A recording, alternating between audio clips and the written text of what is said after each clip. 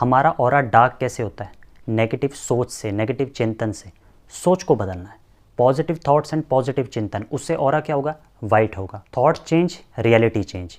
किसी का negative thought भी मेरे प्योर एंड पावरफुल ऑरा में एंटर ना करे, इतना शक्तिशाली ऑरा हमें बनाना है। उसके लिए स्वमान में रहो, परमात्मा से सारा दिन मेरा कनेक्शन जुड़ा रहे, उसकी प्योरिटी मुझ में आती रहे, मेरा ऑरा वाइट होता जाएगा।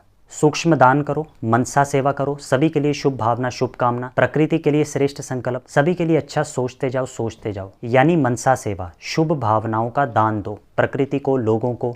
उससे आपके रास्ते में कोई नेगेटिविटी आ भी रही होती है ना, वो भी हटती जाती है, साफ होती जाती है। सभी को दुआएं देते चलो, दुआएं लेते चलो। दुआ देना और दुआ लेना, दुआएं देते जाएंगे तो वही दुआएं वापस आती जाएंगी और वही आपका कवच बनती जाएंगी, और कोई भी घटना आपको अफेक्ट नहीं करेगी। आप जितना प्रॉब्लम का सोचते जाएंगे तो वो ऊर्जा और बढ़ती जाती है, उससे और प्रॉब्लम बढ़ती जाती है। इसलिए पॉजिटिव सोचो, जितना आप पॉजिटिव सोचेंगे उतना अपने चारों ओर आप पॉजिटिविटी का प्रभामंडल तैयार करते जाएंगे। नेगेटिविटी दूर होती जाएगी, और अगर आएगी भी तो आपको पता भी नहीं चलेगा कि वो कब चली गई। प्रॉब्लम आती क्यों है? क्योंकि पिछला कर्म जो अभी तक चुकतू ही नहीं हुआ, इस वजह से प्रॉब्लम आती है। तो बाबा की याद को लेकर के चलो, हमेशा स्वमान में रहो कि मैं शिव शक्ति हूँ, मैं मास्टर सर्वशक्तिमान हूँ। उसकी फीलिंग में रहो, स्वमान को रटना नहीं है, स्वमान किया और उसकी फीलिंग में चले गए। अपने आप को महसूस करवाना है कि आई एम दैट। कहीं जा रहे हो, जाने से पहले 2 मिनट बाबा को याद करो।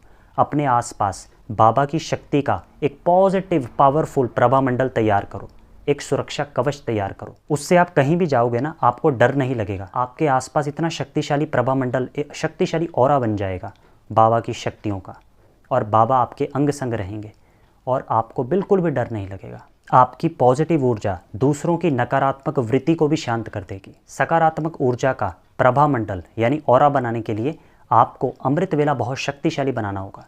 अमृत वेला आपको परमात्म शक्तियों से अपने अंदर बल भरना होगा, और वैसा ही सुरक्षा कवच अपने आसपास तैयार करना होगा। अगर आलस और अलबेलेपन की वजह से आप अमृत वेले नहीं उठते तो उसके जिम्मेदार कौन है? आप खुद ही हो ना। इसलिए भगवान तो आपको उठाते हैं, भगवान तो आपकी खटिया भी हिलाएंगे। अगर आप रात को सोने से पहले भगवान को बोलोगे कि मुझे अमृत वेले उठा देना, तो वो आपकी खटिया हिलाएंगे। मगर आप फिर भी नहीं उठे तो उसके लिए रिस्पॉन्सिबल आप खुद हो।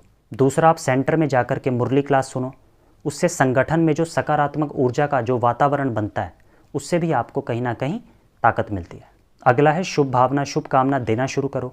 जितना आप शुभ भावना, शुभकामना देंगे उतना आपका फ़ायदा होगा। जब भी योग में बैठो तो आत्मिक स्वरूप यानी आत्मा के 7 गुणों का स्वरूप में स्थित होकर बैठो। खान पान की धारणा, पवित्रता की धारणा, जो बाबा ने नियम और मर्यादाएं दी हैं उसको प्रॉपर फॉलो करना है। बाबा की दृष्टि से शक्ति लो। बाबा की दृष्टि मेरी दृष्टि पर पड़ रही है, बाबा की शक्तिशाली दृष्टि से शक्तिशाली किरणें मेरी दृष्टि में जा रही हैं, इससे दृष्टि में पवित्रता आएगी। लंबा लंबा समय तक बाबा से दृष्टि लो। बाकी दिन भर भी छोटी छोटी ड्रिल्स करते रहो, बाबा का आह्वान करते रहो। बाबा की शक्तिशाली किरणें मुझ पर पड़ रही हैं और मेरे आसपास सर्व शक्तियों का ऑरा बन गया है, एक पावरफुल सुरक्षा कवच बन गया है जिसमें मैं सुरक्षित हूँ,